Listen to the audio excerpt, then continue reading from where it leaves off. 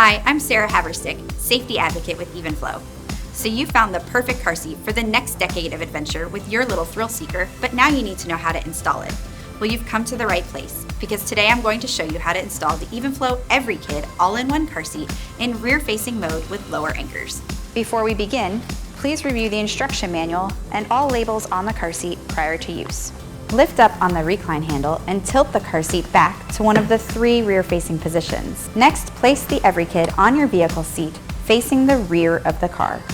Make sure the bottom sits flat on the vehicle seat. Check the recline angle indicator. The level line should be parallel to the ground. Detach the lower anchor connectors from the sides of the car seat. The lower anchors are shipped in the rear-facing belt path, so they are ready for use.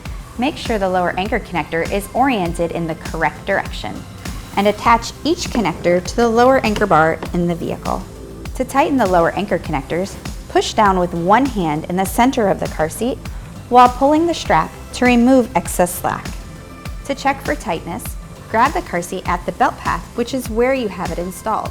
It should not move more than 1 inch side to side or front to back. It is important to check for movement right where you have the car seat installed. For rear facing, that will be near your child's feet and not at their head.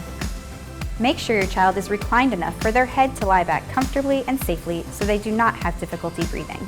Now you're ready for non-stop adventure. For any additional questions, all Evenflo car seats come with ParentLink customer service perks, like real-time chat support and free live video installation service. For more information, visit evenflo.com.